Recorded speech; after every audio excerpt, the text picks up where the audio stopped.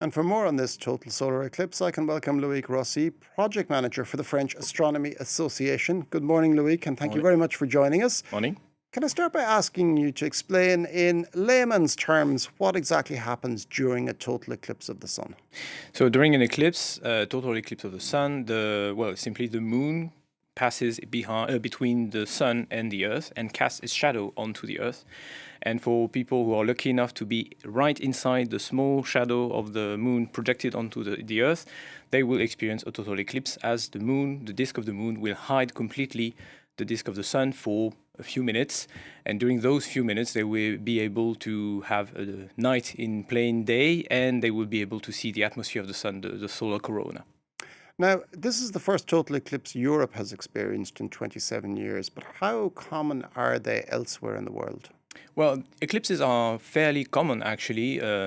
Worldwide, there's about one or two per year, but for a specific location, it's way more less frequent. It's about once every 400 years. So that's why I guess there's a lot of excitement about it, because in one place you're likely to see only once in your lifetime, a total one at least. So yeah, it's an event not to miss.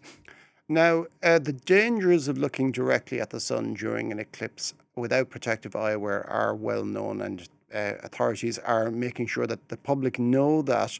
But are there ways that people can watch it without or experience it without protective eyewear? And are there other things that people should be cautious about during the eclipse? So yes, it's good to remind that observing the sun directly without protection is dangerous, because you could have burn your retina basically if you're exposed for too long. Only a few seconds can do harm. The damage is irreversible, and it's mostly harmless because you don't have pain receptors in your retina. So you have to be careful. So of course the solar eclipse glasses are necessary, but if you don't have, there are other ways. There are indirect ways of observing. So I brought a little prop here. So this is a cheese grater, but that also works with a colander or any other type of device which has small holes in it. And basically, if you put it in the sun and look at the shadow, every hole of the grater or the colander will make a small image of the sun projected in the shadow. And during the eclipse, one will be able to see that these little spots, these little images of the sun, are actually little crescents of the sun, because the moon will be hiding part of it. And that's a way to observe in safety. You could also do the same with a piece of cardboard in which you put a small hole with a pin and hold the cardboard and look, of course, not through the cardboard or not through the colander, but away back to it, and look at the shadow. And then by this indirect method with projection, you can observe the eclipse in safety. The image is small, but at least it's a way to enjoy the show without the glasses, and definitely it's worth having a look at it. Now, in a less scientific age, eclipses were often viewed as portents of significant events. Now, this is no longer the case, but can eclipses have an influence on maybe unrelated things that people might not think about? There's still the scientific relevance nowadays for eclipses. Of course, now scientists can observe the sun and study it with different spacecraft, and can have coronagraphs, so to make artificial eclipse, basically to observe the atmosphere. But of course, such an event is also a good way to make measurements of the corona, of the atmosphere of the sun. So of course, scientists will use it. And the eclipse, because it casts a shadow on the Earth, has an effect on the atmosphere. In the totality and even in the partial areas, one will feel a drop in temperature, and the wind can be affected, and of course wildlife is also affected. Birds and different animals have been reported to act differently during the eclipse, because for them it's suddenly night, so of course they act accordingly.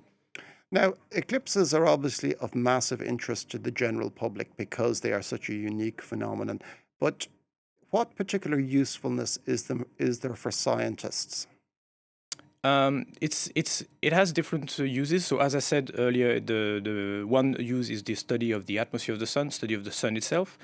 It can also be used to, I guess, study the moon, because the moon is not a perfect sphere; it has irregularities. So you can also have a look at the topography, at the craters and different irregularities on the moon disk.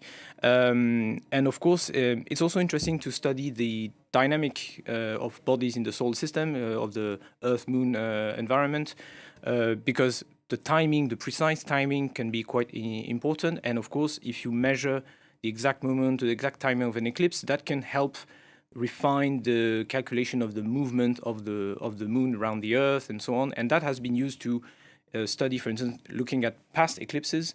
Scientists have been able to determine that, to measure the slowing down of the rotation of the Earth, for instance, because looking at past eclipses, we see, okay, if people in this area have been able to observe it, that means that the Earth has had to be rotating slightly faster, for instance. So there's lots of tiny side effects, side measurements that can be done and investigate things about the Earth, Moon, and Sun trio.